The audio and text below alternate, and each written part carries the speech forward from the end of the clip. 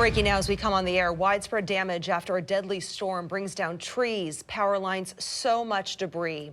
This morning, hundreds of thousands of people still in the dark. Thank you so much for sticking with us this half hour. I'm Kelly Koopmans. And I'm Holly Menino. Steve is at the live desk tracking several stories for us this morning, all weather related. First, let's get right to your weather and traffic, starting with meteorologist George Waldenberger and a look at the day ahead. George. Well, Holly, the wind advisories and the wind alerts have long since canceled. The winds are weakening. We have a few showers out there, even thunderstorms along the coast. There's our bomb cyclone, last 24 hours really wrapping up, even now sending a few thunderstorms to the coast. It's now moving away, but there will be another storm system that wraps around this and delivers us more wind for Friday. And I'll walk you through that next system, that next weather maker coming up. Tyra. Good morning, everyone. I'm Tyra Majors. Thanks for tuning in. We do have some backups. This is the regular morning drive northbound I-5 into downtown Seattle, but we still do have down trees, down power lines, causing major road closures in the Maple Valley area, also in parts of Snohomish and Skagit County. I'll bring you those details in 10 minutes. Let's get you back to that team coverage now as we continue to track the hardest hit areas from that bomb cyclone. KOMO's Theron Zahn is live in Issaquah. Theron, what's the very latest behind you? Looks like those crews are hard at work. That is for sure. In fact, a lot of these crews have jumped into action just knowing there was trouble. This is actually a member of King County 4x4 Search and Rescue clearing the road right here of a tree that has fallen over into this neighborhood in South Issaquah. A lot of people up here actually couldn't leave their homes at times during the overnight hours because so many trees had come down. In fact, a little bit later in the broadcast, we're going to show you an apartment complex up the road that it was really hit hard by some trees there. But as you can tell, this is a scene you're going to find across a lot of Issaquah. And let's take a look here at our drone video to give you an idea what some neighborhoods look like. Many trees down. Miraculously, in some cases, we had trees that fell between homes. That saved a lot of people from destruction there, but certainly a lot of cleanup remaining. What happened was that bomb cyclone, as we've been talking about for the last several days, with that extreme low pressure drawing the air very quickly through the Cascade Gaps, including Snoqualmie Pass, and that puts places like Issaquah basically at the end of the fire hose of wind, and that raked across Issaquah during the overnight hours with gusts 50, 60, maybe even 70 miles an hour. We'll see what those wind totals end up being from this storm, but certainly it's one everyone around here is going to remember for a long time. And they're still asking folks, don't call 911 unless it's an absolute emergency, something life-threatening. They don't have the ability to respond to other calls right now because so many roads are covered with trees and other debris. Back out here live, you can see using the winch there to tow this large section of tree out of the road. Again, we're in South Issaquah, up in the hills there, if you're familiar with the area. This is a place that has many, many trees, and a lot of them are down this morning, blocking the road. So we're going to be following this throughout the morning, and we'll let you know any updates. But as of this moment, the officials here in Issaquah say stay home if you can. Maybe take your dog out for a walk around the block, but stay away from down power lines because you can see a lot of the trees came down onto the lines like that situation right there. Stay clear of that. Stay safe, everybody. Yeah, this is an all-hands-on-deck type of situation. Could even hear the siren kind of going in the background, Theron. Thank you. New this half hour from the live desk at 8:37 now. We're getting a closer look at what state troopers have been dealing with out on the roads in King County. In particular, the State Patrol saying earlier this hour, at least 32 downed trees have been reported in King County, but troopers note that is only a fraction of what has actually happened because of the storm. There have been at least 11 crashes involving trees and cars, but many more calls involving debris. Thankfully, we're told no serious injuries from those calls. And one thing we haven't touched much about on this morning is the concerns over carbon monoxide poisoning because of the use of generators. We know so many of you still don't have power this morning, might be relying on one of those generators to power your home or at least some appliances, that sort of thing.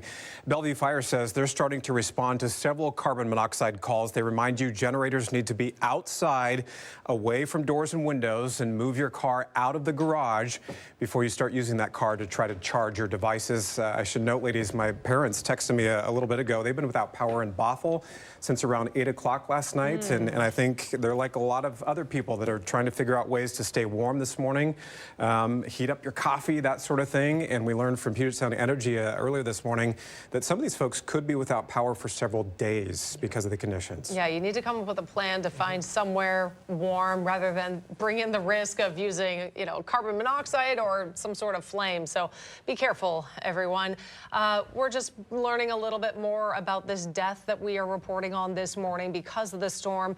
This is one of the first pictures we're getting from this fatality that we learned about. The Bellevue Fire Department says they responded to the Bridle Trails neighborhood just before 7 o'clock last night for reports of a tree into a home. This is the first time we are seeing the scale of that tree. It's just devastating.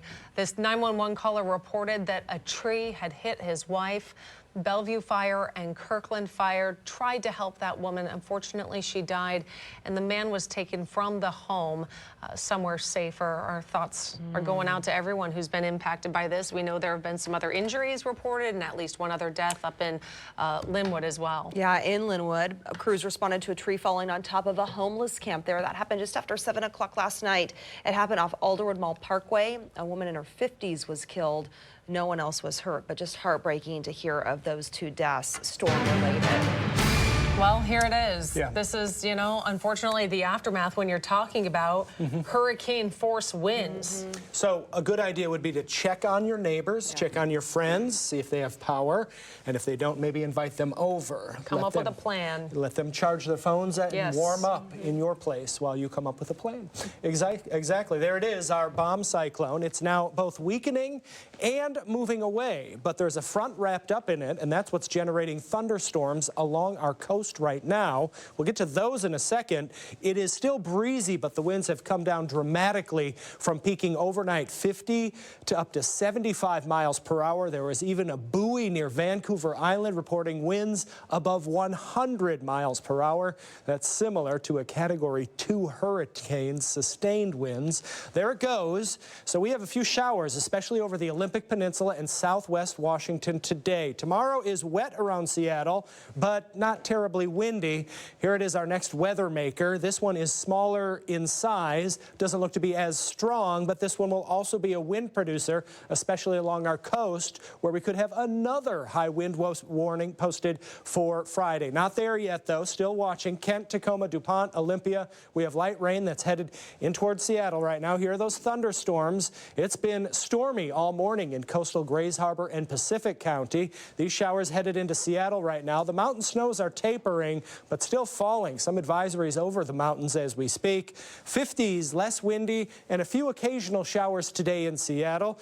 Still a little breezy over the islands here, Port Townsend, and then into the Olympic Peninsula, southwest Washington, showers and thunderstorms. We have ongoing winter weather advisories for travel because of snow over the eastern slopes of the Cascades. But coming up, I'll time out the rain, mountain snow, and wind with Friday's system. Tyra? Yeah, with that showers coming toward our area, you may see some damp pavement. Just plan ahead for that. Let's take a look right now at the commute in Renton, northbound 405 near the South 5th Street exit. Bumper-to-bumper traffic there approaching the Maple Valley Highway. It's quite busy this morning, right? And those drive times are high. We do still have closures due to the wind damage in the Maple Valley area. And just take a look at the congestion on the Kent Des Moines Road from Covington into Maple Valley. It's so bad. The major closure I'm seeing in Maple Valley is still at that 216th Avenue interchange. Lee Stoll was bringing you pictures of that earlier today.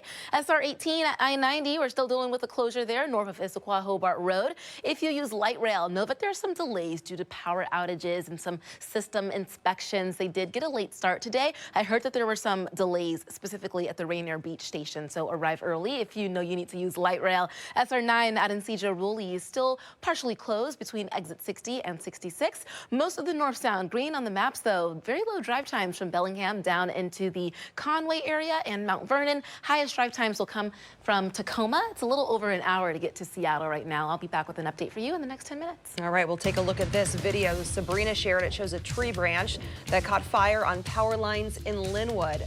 Take a look at that. Those lines just sparking, catching that branch on fire. Please keep sending in your photos and videos. We do want to see what you see.